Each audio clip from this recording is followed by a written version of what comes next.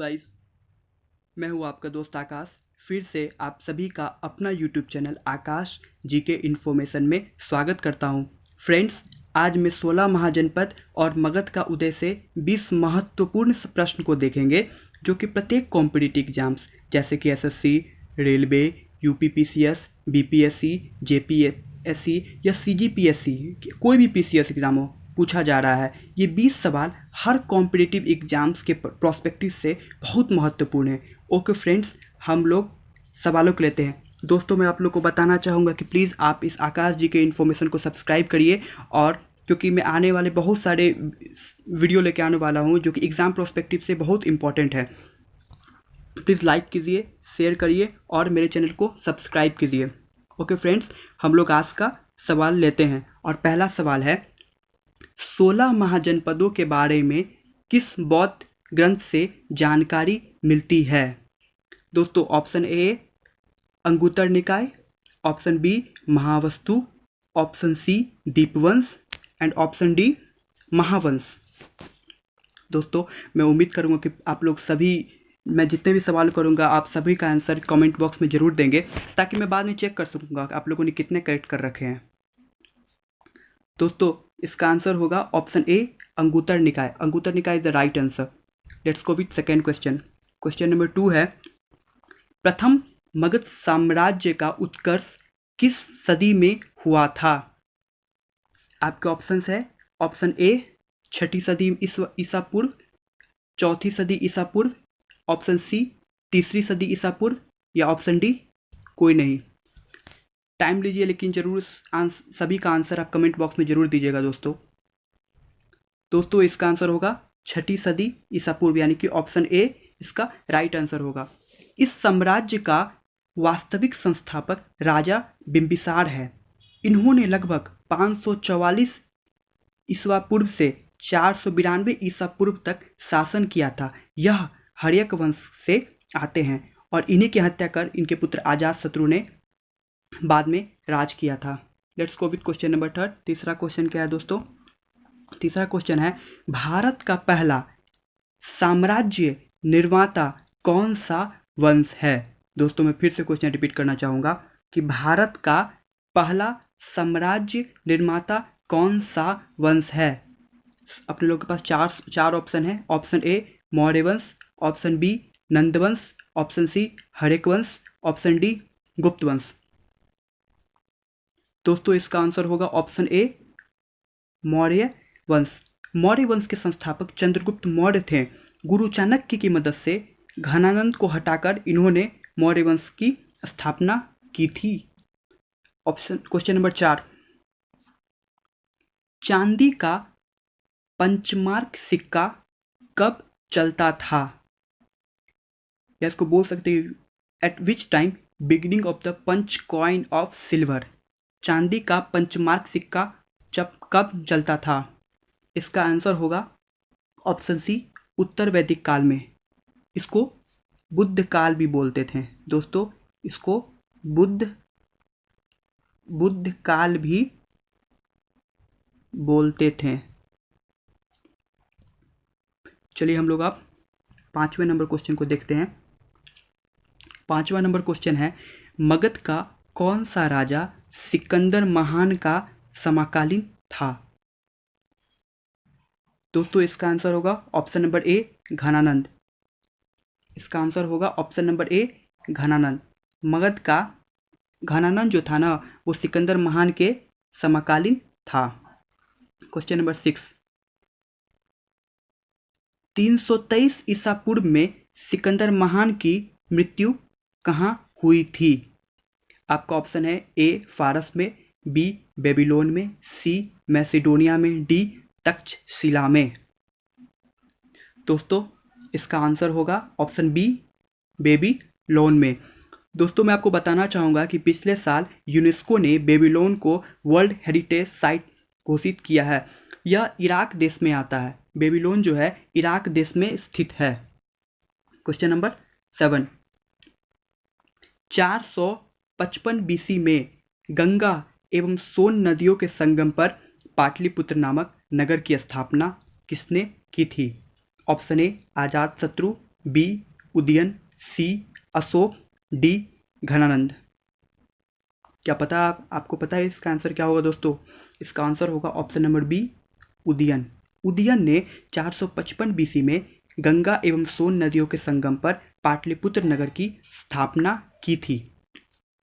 Question number 8, let's go with question number 8। Magadh की प्रथम राजधानी कौन सी थी? दोस्तों ये क्वेश्चन बीपीएससी में मुझे लगता है 3 से 4 बार पूछा जा चुका है। इवन बिहार के दरोगा के एग्जामों में भी पूछा जा चुका है, सीजीपीएससी में भी पूछा जा चुका है, जेपीएससी में भी ये क्वेश्चन पूछा जा चुका है। चलिए दोस्तों बताइए इसका आंसर क्या होगा? इसका आंसर होगा गिरिव्रज या राजगीर, ऑप्शन नंबर 4।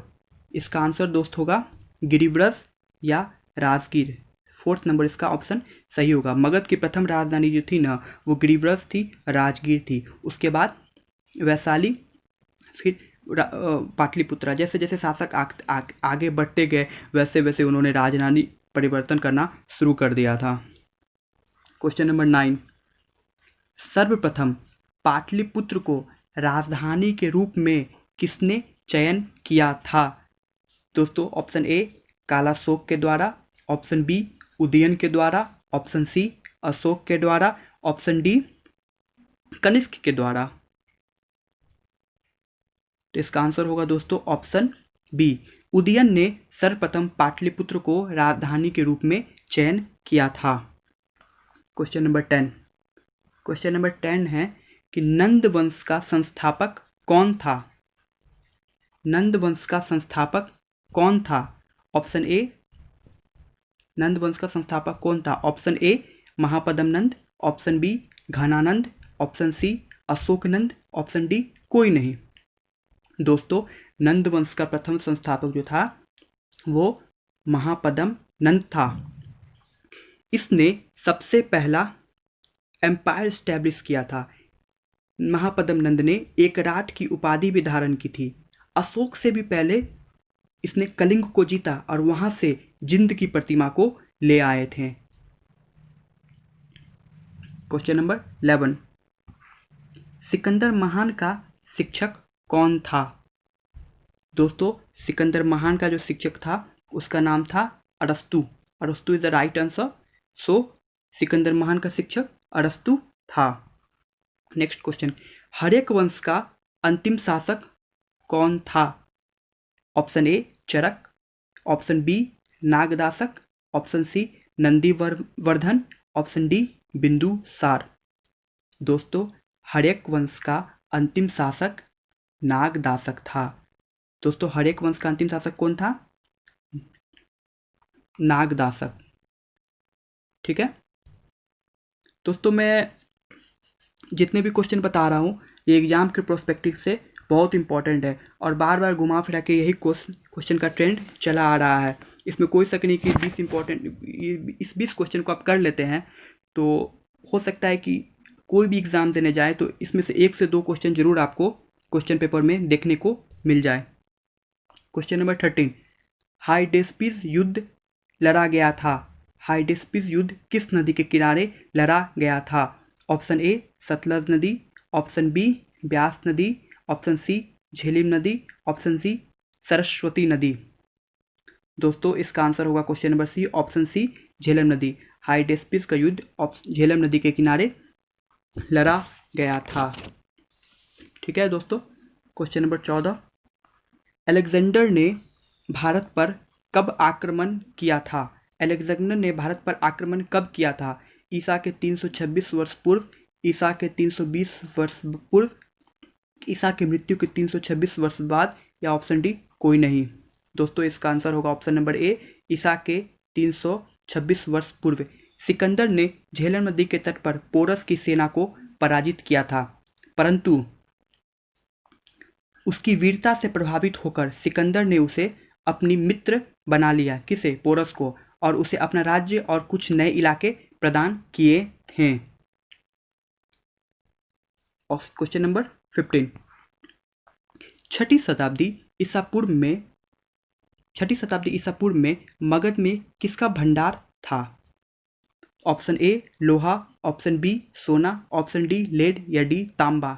दोस्तों लोहा का था। ठीक है। तांबा इंडस वैली सिविलाइजेशन सिंधु घाटी में था। तांबा जो था दोस्तों सिंधु सिंधु घाटी सभ्यता में तांबा देखने को मिलता है। उस समय वो लोग लोहा से परिचित नहीं थे। Question number 16। अपने पिता बिंबिसार की हत्या कर कौन राज सिंहासन पर बैठा था? दोस्तों ये क्वेश्चन मैं पहले ही बता चुका हूँ, डिटेल दे चुका हूँ जब मैं क्वेश्चन नंबर फर्स्ट या सेकंड एक्सप्लेन कर रहा था। आई थिंक इसका आंसर होगा ऑप्शन नंबर सी। दोस्तों इसका आंसर हो जाएगा ऑप्शन नंबर सी। अपने पिता बिंबिसार की हत्या करने के बाद राज सिंहासन पर आजाद शत्रु ने सत्ता काबिज कर रखा था। Let's go with question number 17। या चलिए इसको आपको सॉल्व करना है। सूचीबद्ध दिया है मगध, वत्स, कौशल, अवंती। इसको मैच कीजिए। दोस्तों मगध जो है सॉरी फ्रेंड मगध जो है पटना व गया के जिले हैं। वत्स जो है इलाहाबाद के जिले हैं। कौशल जो है अवध के जिले हैं। अवंती जो है मालवा के हैं। ठीक है दोस्तों 16 महाजनपद के बारे में बताया गया। मगध, वत्स, कौशल, अवंती। अवंती उज्जैन था, कौशल श्रावस्ती साकेत, वत्स कौशाम्बी। ठीक है दोस्तों, तो वत्स जो है ना वो इलाहाबाद के आसपास है। कौशल जो है अवध के क्षेत्र को कौशल बोला जाता था। अवंती जो है मालवा के क्षेत्र को बोला जाता था। मगध जो है पटना व गया के जिलों को मगध ईसा पूर्व से 6वीं शताब्दी में बोला जाता था। तो इसका आंसर हो जाएगा option A. Option A is the right answer. Question number 18 या बहुत इंपॉर्टेंट क्वेश्चन है दोस्तों। निम्न राजाओं पर विचार कीजिए कि इनमें से कौन कौन बुद्ध के समकालीन थे। दोस्तों आपको पता है इसमें से कौन बुद्ध के समकालीन थे?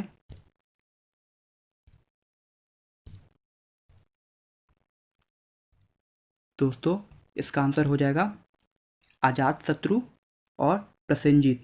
प्रसेनजीत और अजातशत्रु दोनों बुद्ध के समकालीन थे, यानी कि ऑप्शन सी हमारा सही हो जाएगा। बिंदुसार जो थे ना दोस्तों वो मौर्य वंश में आते थे। वो चंद्रगुप्त मौर्य के बाद दूसरे शासक बिंदुसारी थे। Question number 19। अभिलेख्य साक्ष्य से प्रकट होता है कि नंद राजा के आदेश पर एक नहर खोदी गई थी। दोस्तों यह नहर कलिंग में खोदी गई थी। कहाँ पे खोदी गई थी? कलिंग में। Question number 20 last. पहला ईरानी शासक जिसने भारत के कुछ भाग को अपने अधीन किया था। Option A Cyrus, option B Cambyses, option C Darius, option D Xerxes. दोस्तों इसका आंसर होगा ऑप्शन सी डेरियस। डेरियस पहला ईरानी शासक था जिसने भारत के कुछ भाग को अपने अधीन कर लिया था। दोस्तों इसके बाद मैं कुछ आपके साथ शेयर करना चाहूँगा। प्लीज़ आप इस सभी चीज़ों को नोट डाउन कर लीजिए अपने कॉपी में, क्योंकि बहुत इंपॉर्टेंट है। मैं महाजनपद और उसकी राजधानी यहाँ पे मेंशन कर रहा हूँ। दोस्तों कुरु की राजधानी थी इंद्रप्रस्थ, पांचाल की अहिछत्र काम्पिल्य, सूरसेन मथुरा, वत्स कौशाम्बी, कौशल श्रावस्ती साकेत, मल्ल कुशीनारा पावा, काशी वाराणसी, अंग चंपा, वज्जी वैशाली, चेदी सुक्तिमती, मत्स्य विराटनगर, अस्मक पोटन, पेटन भी बोलते थे इसको, अवंती उज्जैन, अवंतिका भी बोला जाता है अवंती को, अवंती उज्जैन, गंधार, तक्षशिला। दोस्तों गंधार का होगा आपको तक्षशिला। सॉरी फ्रेंड्स, गंधार का होगा तक्षशिला।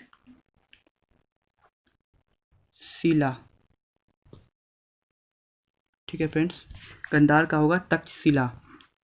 इसके अलावा कंबोज हाटक। Okay fine. अशोक ने कुल 14 शिलालेख के बारे में अशोक बहुत सारी जानकारियाँ प्राप्त शिलालेख से होती है। जैसे प्रथम शिलालेख में अशोक ने पशु बलि की निंदा की थी। दूसरे शिलालेख में मनुष्य एवं पशु दोनों की चिकित्सा व्यवस्था के बारे में विवरण किया था। तीसरी शिलालेख में धार्मिक नियमों का उल्लेख उन्होंने बता रखा है। चौथे शिलालेख में धम्मघोष की घोषणा की थी, उसके बारे में बता रखा। पांचवें शिलालेख में धर्म महामातों की नियुक्ति की जानकारी प्राप्त होती है। छठे शिलालेख में आत्मनियंत्रण की शिक्षा दी गई है। 7वें शिलालेख एवं 8वां शिलालेख में अशोक की तीर्थ यात्रा का उल्लेख मिलता है। 9वें शिलालेख में सच्ची भेंट तथा सच्चे शिष्टाचार का उल्लेख है। 10वां शिलालेख में अशोक ने आदेश दिया था कि उच्च अधिकारी हमेशा प्रजा की हित के बारे में सोचे। 11वां शिलालेख में धर्म की व्यवस्था के बारे में पता चलता है। 12वें शिलालेख में अशोक ने स्त्री महामात्रों की नियुक्ति के बारे में वर्णन कर रखा है। 13वें शिलालेख में कलिंग के युद्ध के बारे में, दोस्तों ये सबसे इम्पोर्टेंट है, वेरी वेरी इंपॉर्टेंट, 13 नंबर जो है वेरी वेरी इंपॉर्टेंट है दोस्तों, क्योंकि ये जो था ना 13वां बार बार एग्जाम में पूछा जाता है। 14वां जनता को धार्मिक जीवन बताने के लिए प्रेरित किया था। अशोक ने अपने 14 शिलालेखों में बहुत सारी जानकारियाँ प्राप्त बताई रखी है। Thank you so much for watching this video friends. I hope कि आपको वीडियो ज़रूर अच्छा लगा होगा। दोस्तों इस वीडियो को आप बार बार देखिए और अपने दोस्तों में भी शेयर करिए, ठीक है दोस्तों। और इसको अगर आप देखते हैं और एग्ज़ाम के पर्पज़ से देखते हैं या फिर सेट के पर्पज़ से देखते हैं, दोनों पर्पज़ से आपके लिए बहुत इंपॉर्टेंट हो जाता है, क्योंकि अगर आप इस 20 क्वेश्चन को कर लेते हैं तो आपको एग्जाम में बहुत ही ज़्यादा हेल्प मिलेगा दोस्तों। मैं बोल सकता हूँ कि 1 से 2 क्वेश्चन यहाँ से बार बार पूछे गए। Thank you so much for watching this video friends. Thank you so